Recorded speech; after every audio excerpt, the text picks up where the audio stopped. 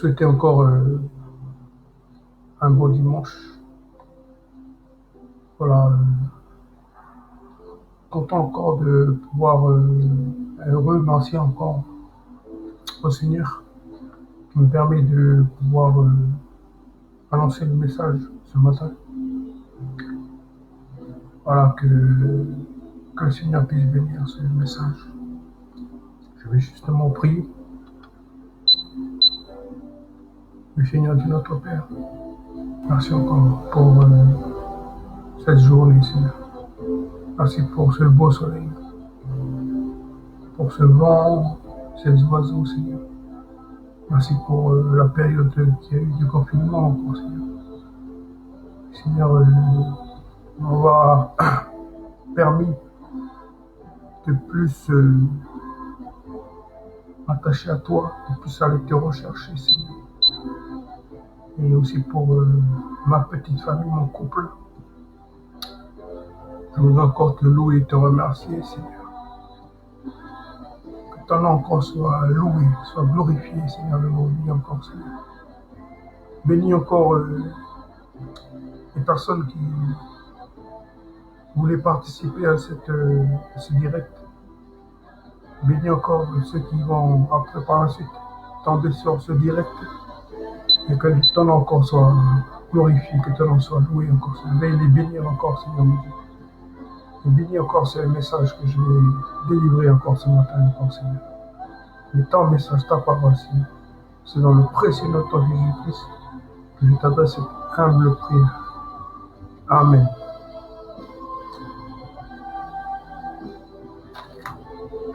Voilà, on va commencer à... Je vais juste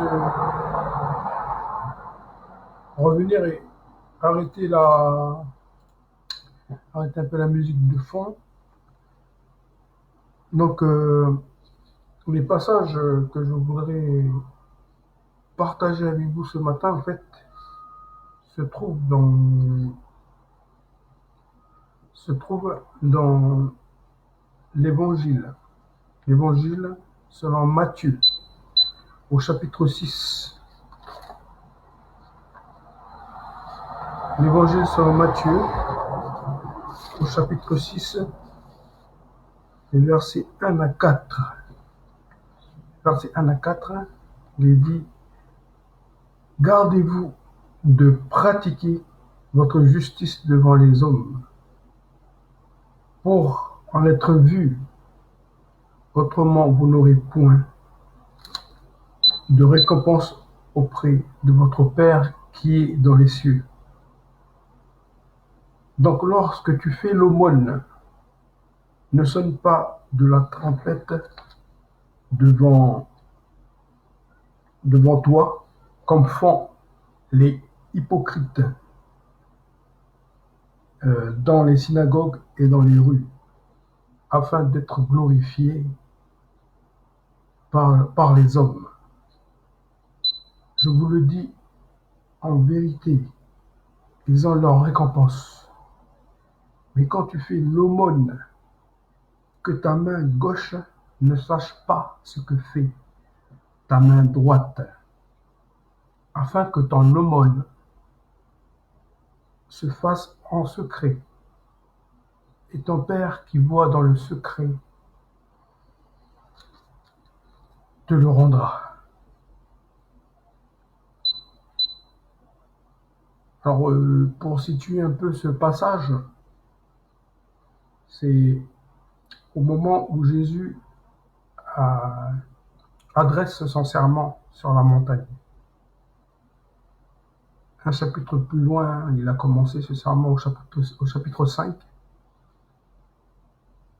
Et il commence par les béatitudes. Heureux ceux qui sont pauvres en esprit. Heureux. Donc les béatitudes au chapitre 5, si je vais vous lire. Heureux les pauvres en esprit, car le royaume des cieux est à eux. Heureux les affligés, car ils seront consolés. Heureux les débonnaires, car ils hériteront la terre. Heureux ceux qui ont faim et soif de la justice, car ils seront rassasiés. Heureux les miséricordieux, car ils obtiendront miséricorde. Heureux ceux qui ont le cœur pur, car ils verront Dieu. Heureux ceux qui procurent la paix, car ils seront appelés fils de Dieu.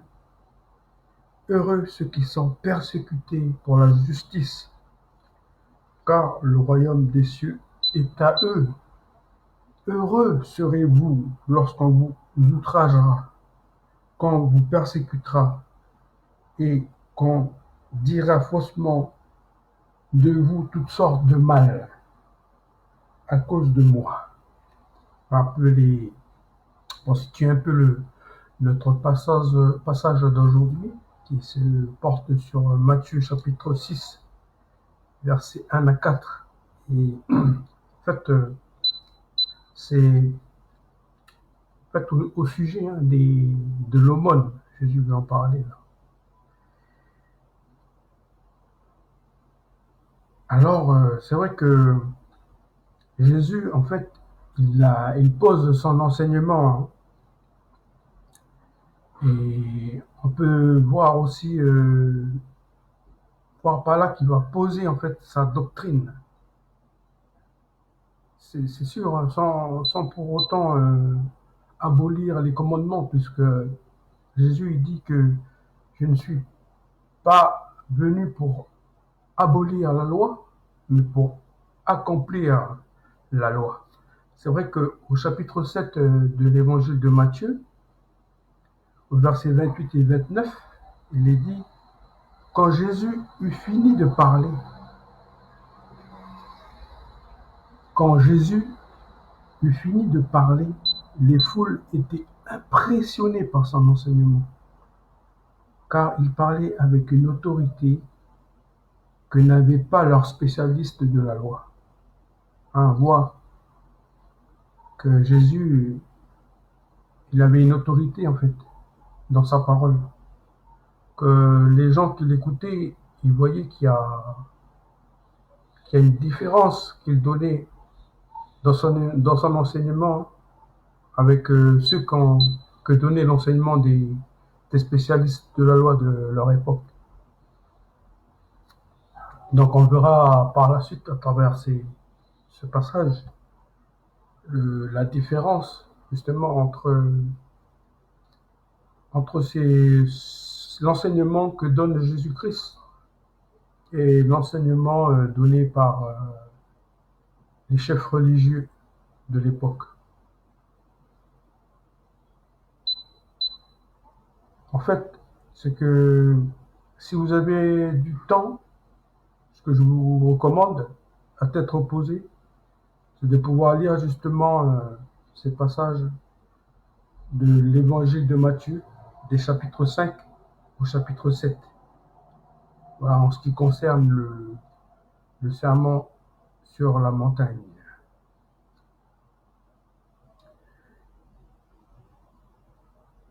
Jésus, ici, il se présente comme celui qui va remettre de l'ordre.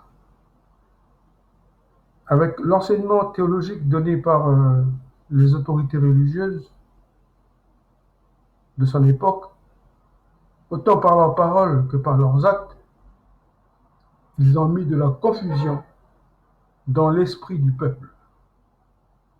Et eux, jusqu'à s'en vanter, que ce sont eux qui sont les plus justes devant Dieu. Et que même qu'il faudrait marcher, il faudrait qu'ils marchent sur leurs pas et pour pouvoir recevoir justement la récompense. Et ils le font pire aussi. En fait, c'est que pour eux, c'est eux qui vont hériter le royaume de Dieu. Cela ne va rester que la possession du royaume de Dieu ne va rester que dans leur cercle, comme il dit le fameux proverbe qui se ressemble s'assemble.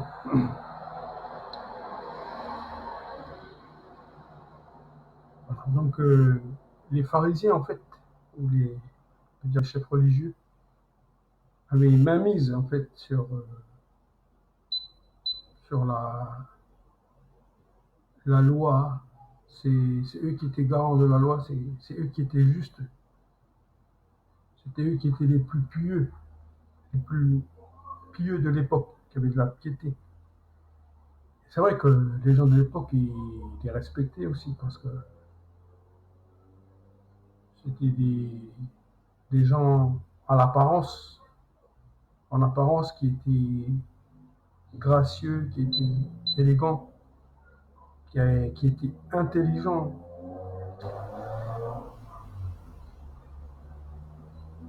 Et Jésus, lui qui prit la parole sur cette montagne, en fait, il s'attaque à cette fausse piété religieuse. Et dans tous les domaines, parce que il va dire comment, dans tous les domaines, comment on peut être le sel et la lumière de ce monde. Il va nous faire montrer comment comprendre la loi de Moïse. Il va aussi éclairer en fait sur ce que c'est que l'adultère, éclairer ce que c'est la réconciliation, sur le fait, sur le jugement, pourquoi, enfin, le fait qu'on juge quelqu'un, comment Jésus voit chaque, chaque domaine. C'est justement là, sur cette montagne, que Jésus, en fait, il va mettre de la lumière sur, justement, sur par rapport à ces chefs religieux qui, justement, avaient assombri, justement. Et Jésus, il va y remettre la lumière pour ces personnes, pour ces gens humbles de vie, à voir vraiment, à ouvrir leurs yeux, que Jésus est justement cette lumière, que Jésus est le chemin, la vérité et la vie. Alors le texte que je partage avec vous ce matin se porte sur le don ou l'aumône.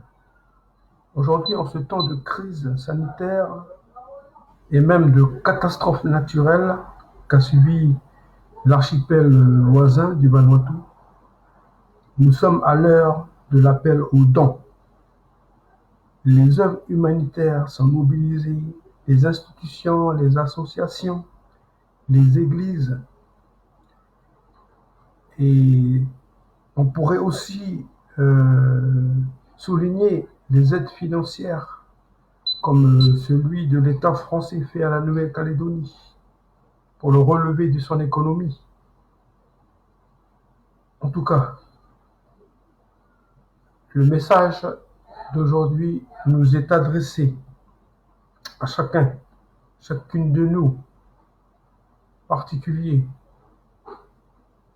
croyants ou qui cherchons à connaître un peu plus la parole de Dieu. Donc, au verset 1, Jésus nous met en garde dans notre façon d'appliquer nos devoirs religieux. Religieux, du mot religion. Alors, le mot religion vient, si on cherche l'étymologie en latin, en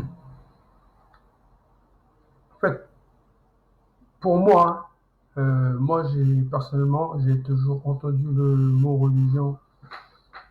On m'avait appris que ça venait du mot religere, qui est une chose juste, et il expliquait que religere, c'est en fait, c'est être relié. ou ce qui est relié à. Mais en fait, relié, moi j'ai recherché justement, c'était une conférence en fait d'un d'un expert en linguistique. Moi, je ne suis pas un expert en linguistique. En tout cas, dans les langues anciennes, comme le latin ou le grec. Et ce scientifique, il disait que, en fait, relier et tout ce qui concerne relier à, ben, en fait, ça devenait plutôt du mot religare et non religere. Et justement, religere,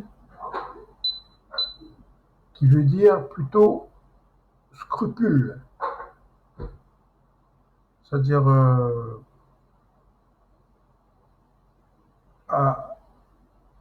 scrupule, c'est une grande exactitude à observer la règle et à remplir ses devoirs. Donc, ce qui fait que religere, c'est chez les Romains.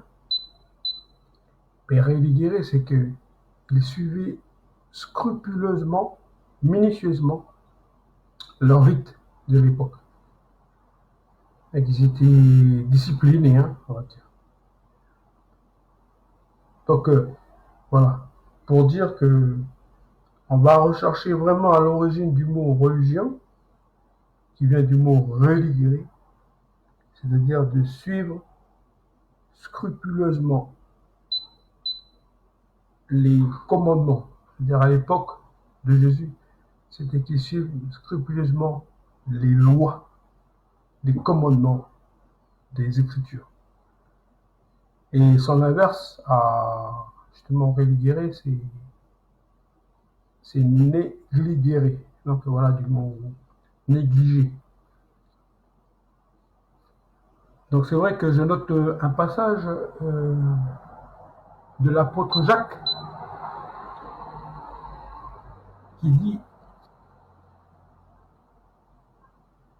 au chapitre 1er, verset 27, la religion pure et sans tache. La religion pure et sans tache devant Dieu notre Père consiste à visiter les orphelins et les veuves dans leurs afflictions et se préserver des souillures du monde.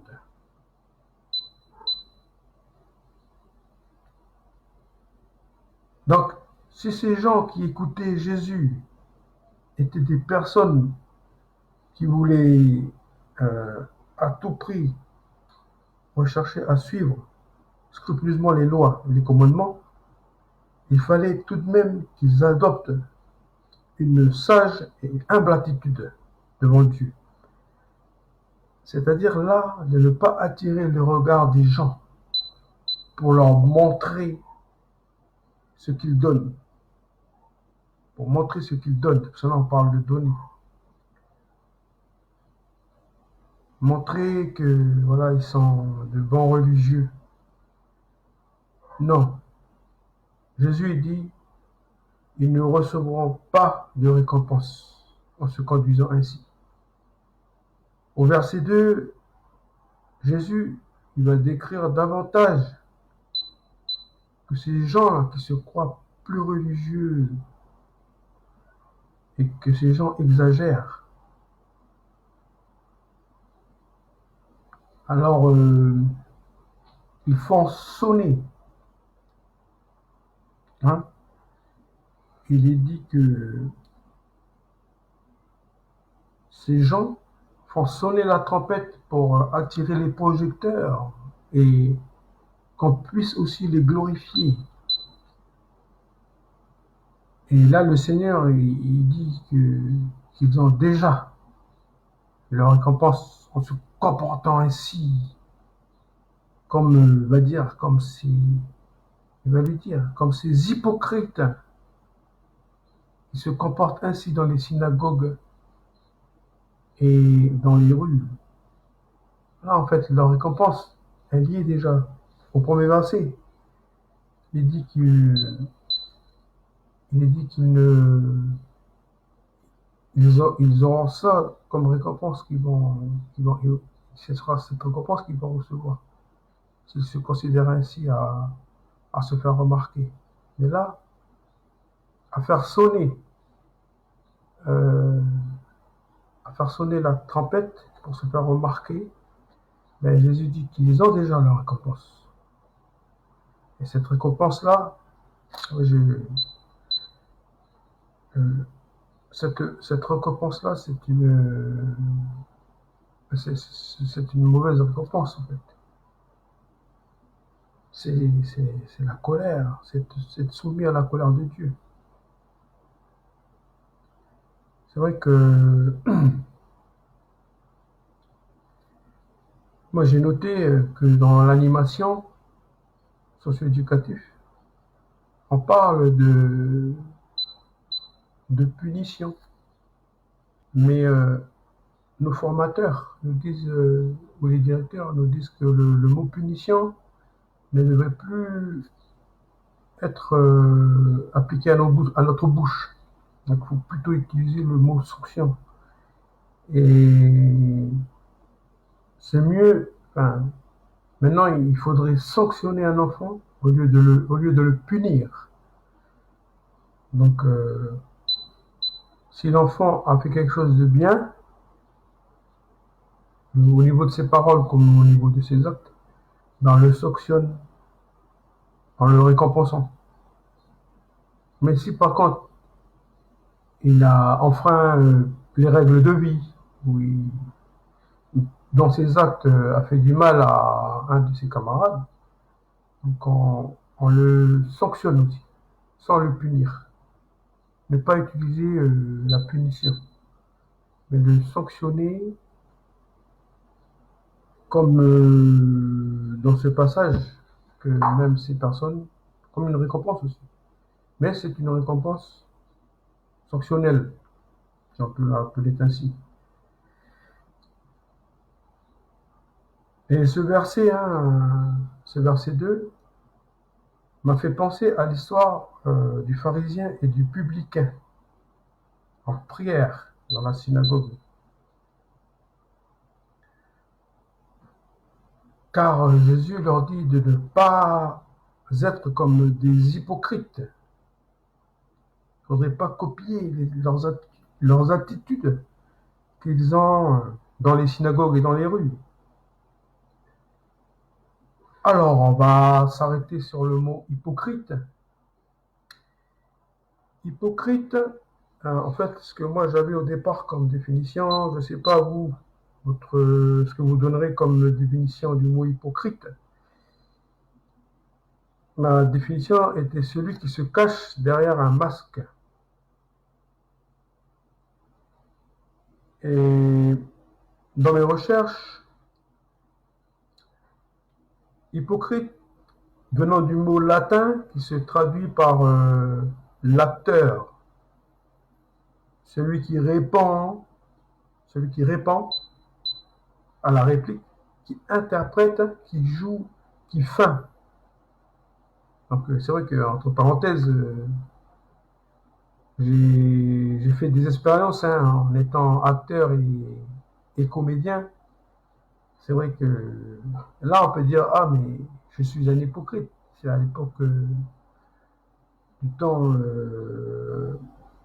à l'époque de Jésus ou des Romains.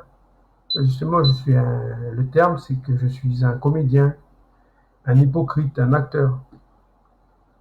Donc, et ce qui est synonyme du mot hypocrite, c'est aussi fourbe, faux cul, imposteur, tartuffe, voilà, en gros.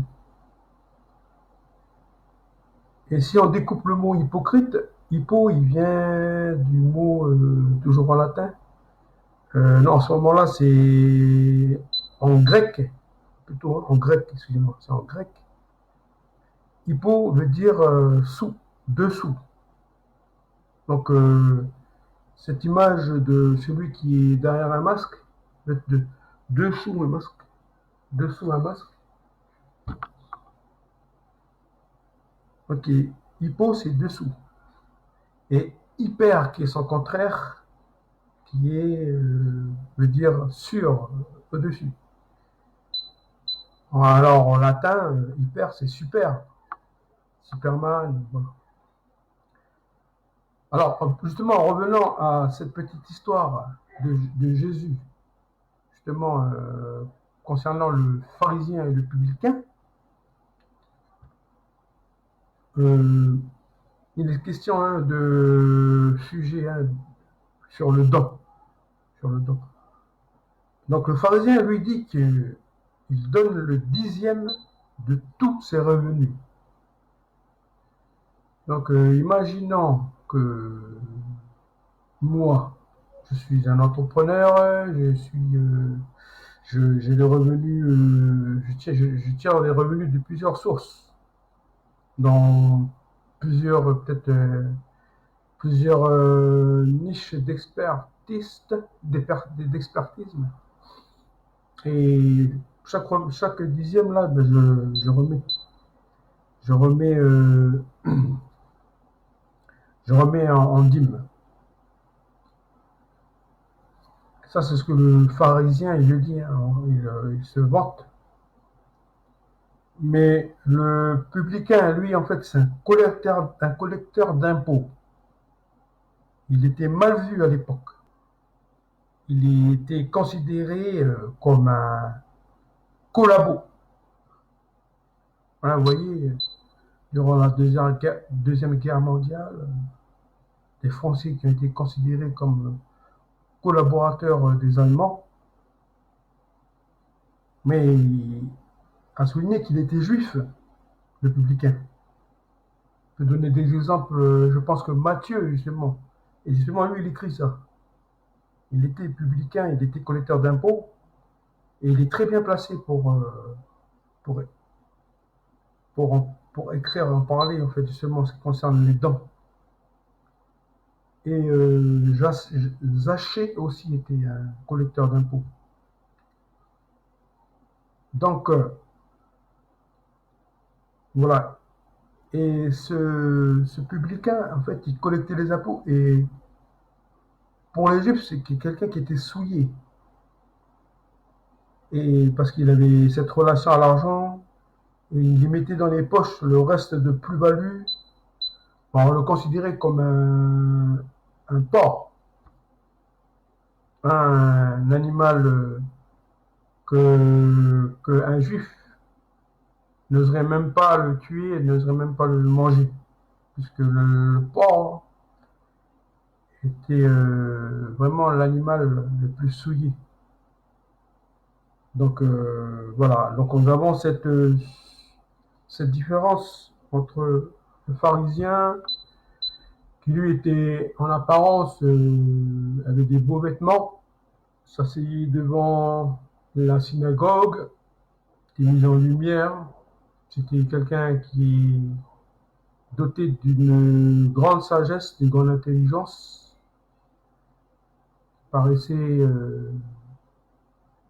connaître toutes les profondeurs de la loi, des écrits, qu'il paraissait être quelqu'un qui suivait à la lettre, qui était, oui, si on revenait au mot religieux, qui était très religieux.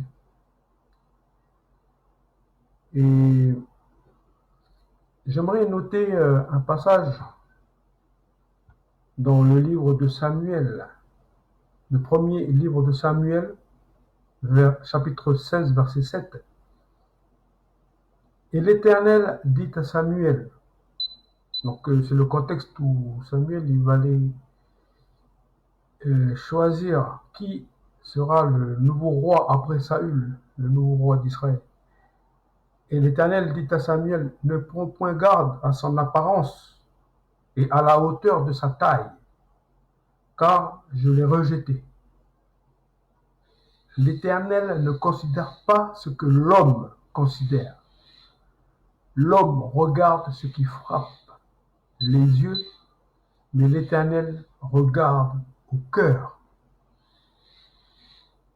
Alors, merci Seigneur, l'Éternel regarde au cœur. Dieu est grand, Dieu est puissant. Et pour cette histoire du publicain et de ce pharisien, Dieu il a regardé au fond du cœur de ce publicain qui, lui, au fond de la synagogue, avait la tête baissée. Et lui qui, comme le pharisien de l'époque, n'avait jamais suivi scrupuleusement les Écritures, il s'est seulement reconnu comme pécheur devant Dieu. Et certainement devant tous ceux qu'il a offensés. Et Jésus, justement, il met le doigt dessus, montrant ce qui est la véritable religion, cette bonne attitude à tenir. Je continue le passage au verset 3. Jésus, au verset 3, si je le relis, mais quand tu fais l'aumône, que ta main gauche ne sache pas ce que fait ta droite. Que ta main gauche ne sache pas ce que fait ta droite. Ici, Jésus, il utilise une hyperbole. Donc, une hyperbole est une figure de style qui consiste à augmenter ou diminuer excessivement la vérité des choses. Exagération volontaire dans le but de produire un effet. On peut lire par là que Jésus pourrait dire, s'il est possible que tu ne sois pas conscient toi-même que tu fais l'aumône, s'il est possible que tu ne sois pas conscient toi-même que tu fais l'aumône, ou bien encore que ta vaine gloire n'ait pas conscience de ton l'aumône.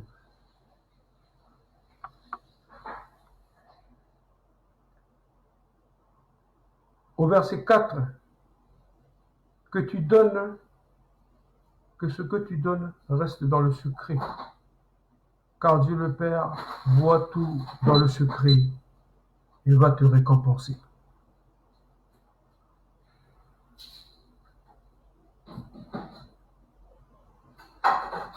Alors, le verset 4, il résume du verset 1 à 3. En fait, que tu lui donnes ou que tu pries, le Seigneur, il nous demande de le faire en secret. Et ne pas se donner l'apparence d'être des personnes qui suivent scrupuleusement la Bible, scrupuleusement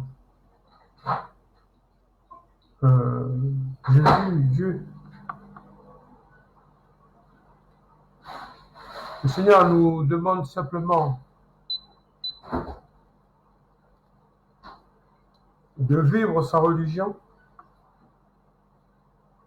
la véritable religion comme lui. Il ne nous demande, mais de le vivre avec le cœur. Car Dieu regarde droit au cœur.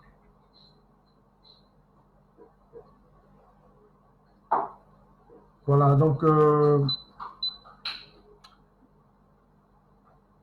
en ce qui concerne la récompense, quand Dieu nous récompensera, nous récompensera-t-il? Mais quand toute chose sera révélée clairement et publiquement, et alors tu seras seulement récompensé. Tu seras pas seulement récompensé, mais aussi glorifié. C'est vrai que il est bien facile de faire des choses dans le secret. Mais c'est vrai que moi, personnellement, je peux faire des choses dans le secret, des choses mauvaises. Ou même dans mes pensées, des pensées mauvaises. Faire des actes. et se dire qu'un jour, tout sera révélé. Tout sera révélé publiquement. Alors, le Seigneur nous met aussi en garde de ce qu'on fait dans le secret. Que ce qu'on fait dans le secret soit des choses qui glorifient Dieu, qui glorifient le royaume de Dieu.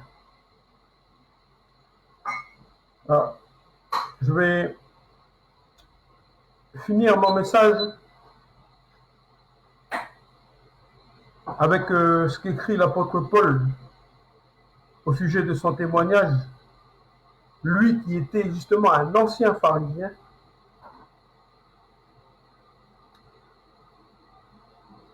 et pensait lui être un véritable religieux, un véritable religéré, mais a reconnu devant Dieu plutôt être un faux religieux, un négligéré, parce qu'il avait négligé le vrai message de l'évangile. Il a négligé l'essence même de la parole de Dieu, jusqu'à négliger que Dieu, par son Fils Jésus-Christ, est venu nous sauver à la croix. Et qu'est-ce qu'il dit l'apôtre Paul dans Philippiens, le chapitre 3, les versets 5 à 8? J'ai été circoncis 8 jours après ma naissance. Je suis né israélite de la tribu de Benjamin. Tous mes ancêtres sont juifs et j'obéissais à la loi de Moïse comme un pharisien fidèle. J'y tenais tellement que j'ai fait souffrir l'Église au sujet de la justice qui vient de la loi. On ne pouvait rien me reprocher. J'ai cru gagner beaucoup avec ces choses-là. Mais maintenant, à cause du Christ, je trouve que c'est une perte.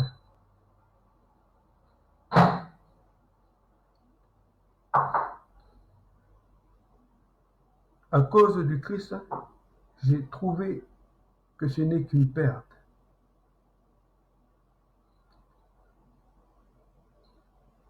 Excusez-moi, je retrouve le passage. Je trouvais que ce n'est qu'une perte.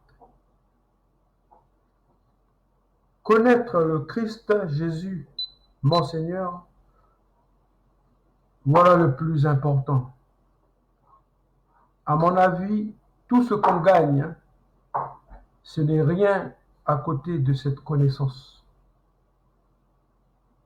Pour lui, j'ai tout abandonné pour gagner le Christ et pour être uni à lui. Je considère toutes ces choses-là comme des ordures. Je ne suis pas juste parce que j'obéis à la loi, mais parce que je crois au Christ. Et c'est Dieu qui rend juste, et il rend juste celui qui croit. Voilà, mes chers frères et sœurs, merci encore de m'avoir suivi.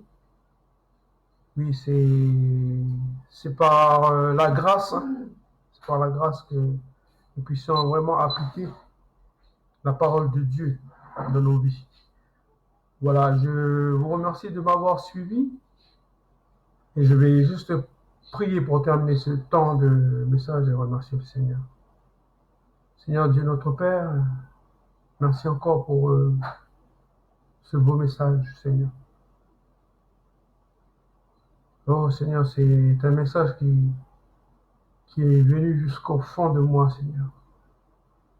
Et me bouleverser, Seigneur.